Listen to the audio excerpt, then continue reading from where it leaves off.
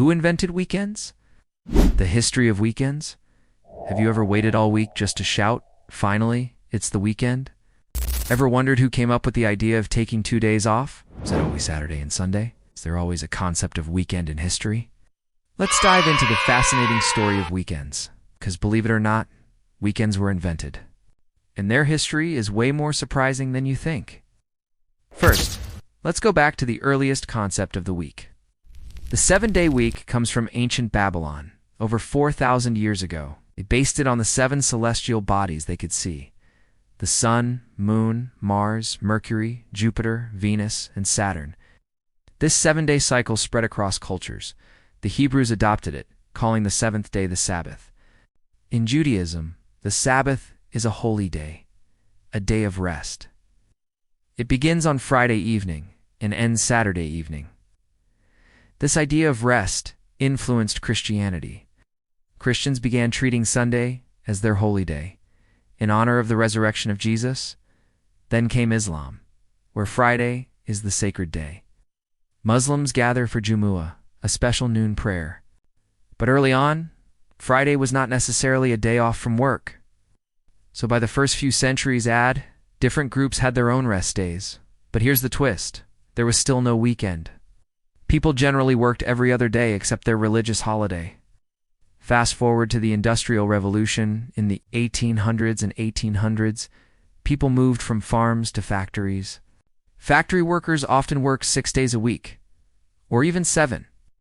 There was no labor law, no paid time off, no such thing as weekend vibes. People worked long, grueling hours.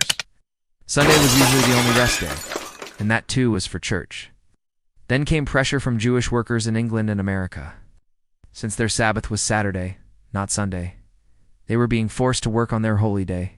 This led to clashes between religious practice and factory schedules.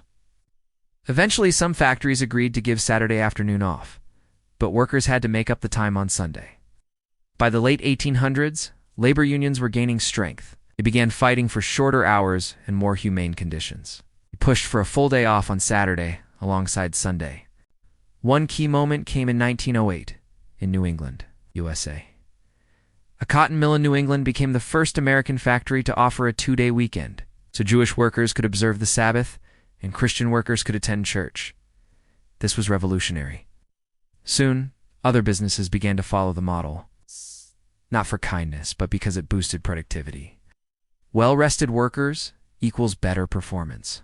Then came a big name: Henry Ford, in 1926. Ford Motor Company made a bold move. He gave workers both Saturday and Sunday off, with full pay. Why not just for generosity? He believed workers needed time to rest and to spend money. A rested worker would be a better worker and a better consumer. By the 1930s, more companies adopted the 2-day weekend. And in 1938, the Fair Labor Standards Act passed in the U.S. It set the 40-hour work week as a national standard, which meant 5 days of work and 2 days off. The modern weekend was born. But what about the rest of the world? Different countries adopted the weekend at different times. In Muslim-majority countries, Friday became the primary day off. Some used to have Thursday-Friday weekends. But many, like Saudi Arabia, later switched to Friday-Saturday to better align with global business schedules. In Israel, the weekend is Friday and Saturday. In India, Sunday is the main day off, a tradition from British colonial times.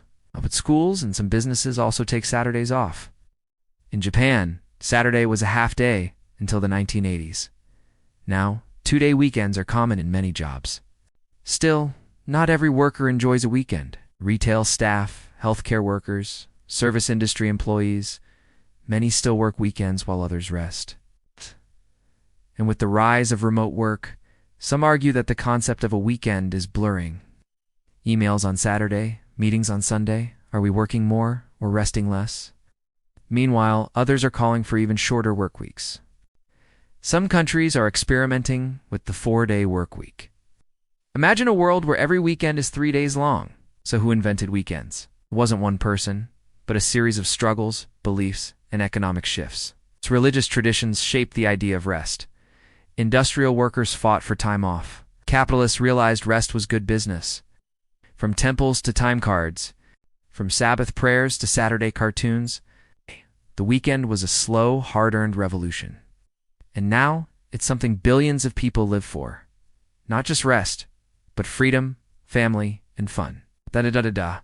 So the next time Friday rolls around, remember, the weekend is a gift carved out over centuries. If you loved uncovering this surprising backstory like the video, subscribe to Flashback Facts, and let us know in the comments. What origin story should we break down next?